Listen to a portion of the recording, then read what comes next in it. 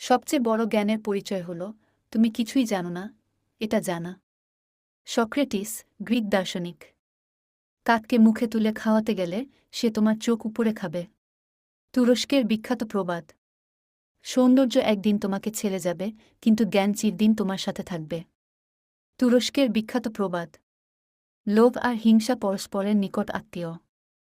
বিখ্যাত স্কটিশ নীতিবাক্য, পানির গভীরতা নাকের কাছে উঠে আসার আগেই সাঁতার শিখে নাও। ড্যানিশ প্রবাদ, অপব্যয়কারী শয়তানের ভাই।